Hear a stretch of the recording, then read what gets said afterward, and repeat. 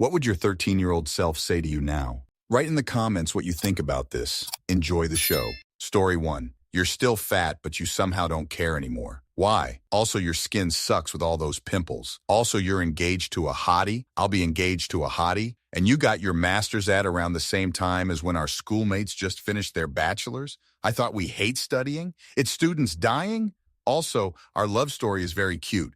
Is it really that hard to get a job? Oh, okay. Wait, you're no longer insecure about your body after you dated him? How? You should be, so it will motivate you to be skinny, pretty, and starving. I mean, we do love food, but being skinny is important. How else would he love us? Oh, he loves our belly because it's pillow, and he sulks when you said you want a flat belly instead of a healthy belly. Huh, do we have a library? You don't read as much anymore? That's pathetic. WTF are these? Statistics? Oh, I thought we could avoid that in uni. Story 2. It's not what my 13-year-old self would say to me.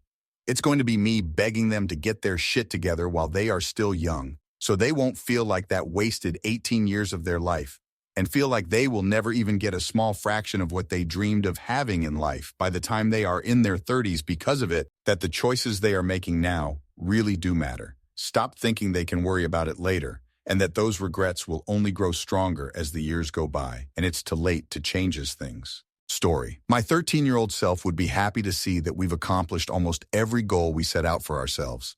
She'd be thrilled to see my successful marriage/husband, our happy children and family, to know that we broke the generational curses. She'd be excited to see our awesome blue-purple hair and beautiful tattoos, and she'd be thrilled to know that the same sense of driven authenticity that resided in her at 13 still resides in me today at 45.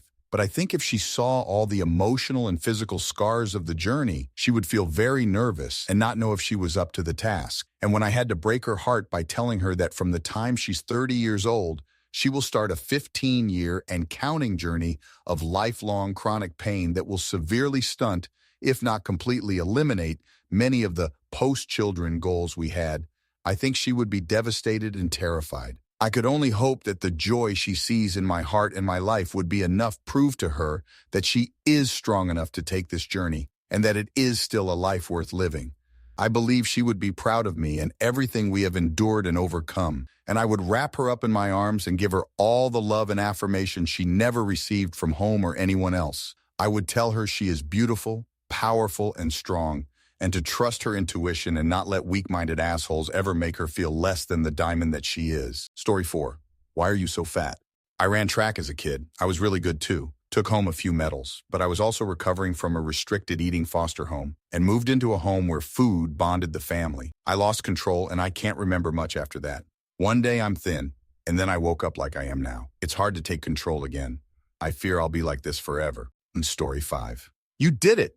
It all seemed so hopeless back then. It all seemed like things would never improve. But you didn't give up. And even though everyone around you said girls couldn't have a career or go into broadcasting, you didn't let that stop you. And you showed the doubters that they were wrong. Story 6. So you're halfway there to be what our grandma wants to have in the family, huh? Yeah, kid. We're finishing our nursing degree by now. We made it as EMT and CNA, just a year more. And another set of years to become a doctor. We'll be the first college graduate since Grandpa.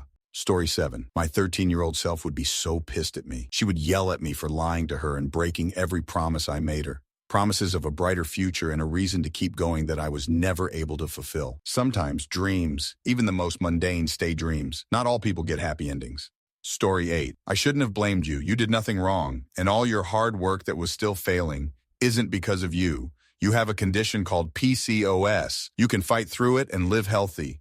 Take your new meds and get on track to staying healthy from now on, XO. Story 9. I'm proud you came out of the closet because you needed to live your truth. It mattered more to me at 13 to live authentically than it ever does for some adults. I long for the day queer folks don't have to be afraid when they choose to tell their chosen who they really love. Support love, y'all, so love really can win every time. I don't want to go through another Matthew Shepard, ever in this country. Story 10.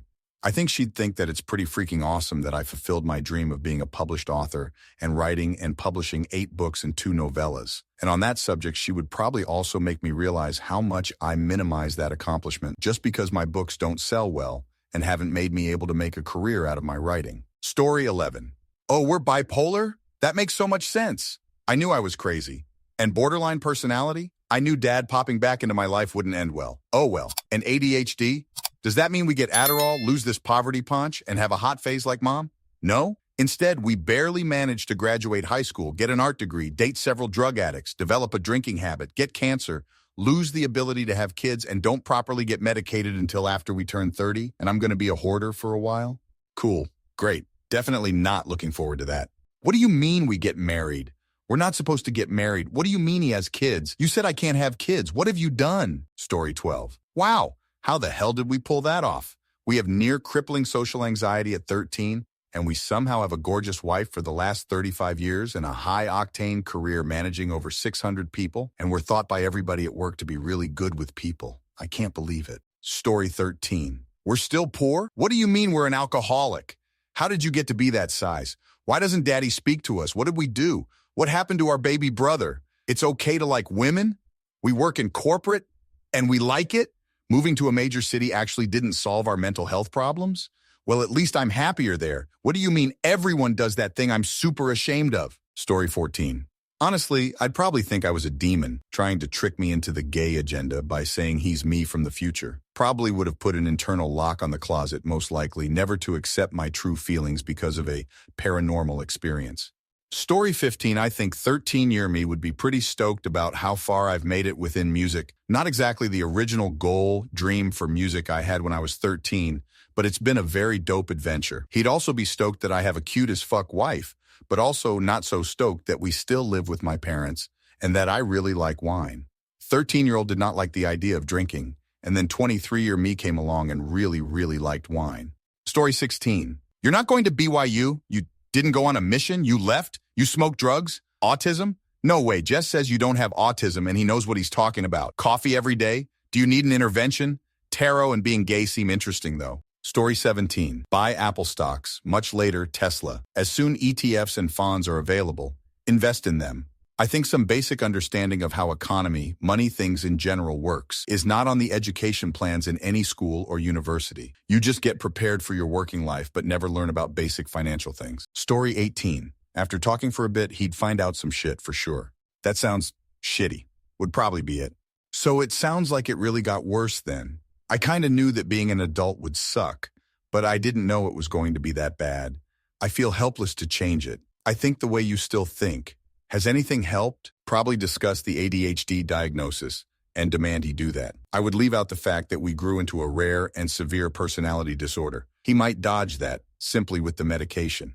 But assuming nothing he will learn would change anything, he would probably simply say sorry. I knew then, as now, it wasn't going to pan out for me. Not how mad some of it would be, but there was a deep sense of awareness that I was not going to have all the things I still don't have even then. So he'd likely just say sorry and shrug and go back to reading his book. Story 19. 13-year-old me would be shocked to hear about his future ADHD diagnosis and how much that explains about his experiences in life up till that point. Hopefully, the anguish across my face of living with this is enough of a push to seek the assistance his folks neglected to provide and hopefully sidestep a lot of unnecessary pain and frustration in the future. Story 20. You're beautiful, you're amazing, and you're smart. There are evil, cruel, wicked people in this world. What they say to you isn't. You filter what is and what isn't based on who you know you are. Statements made are nothing but that. They hold no power and no meaning whatsoever until you make them. I wish I was lifted up consistently so that I was raised to have self-confidence in who I am and my abilities, rather than to exist in life performing below them. But it is okay. I'm doing that for myself now. Story 21. The F***C geek happened to the hard rocker radio dude with a passion for weather and games. You used to be so happy. The fuck derailed you? Now you're just some edgelord with a gambling addiction. Why are you broken? Please tell me what shattered your dreams and you are stuck in a mediocre cycle. Story 22. Holy shit, you have your dream job. I do video production for multiple NY sports teams. Like most people, I think I deserve more money, but I try to remind myself all the time that if you offered me my current life when I was a kid, I would have taken it 100%. Cool job, house, wife, kids, dog. Thinking I deserve anything else would be greedy. Story 23. Son, please don't keep alcohol in your home. Do your best not to use pornography. Go out and meet as many people as possible.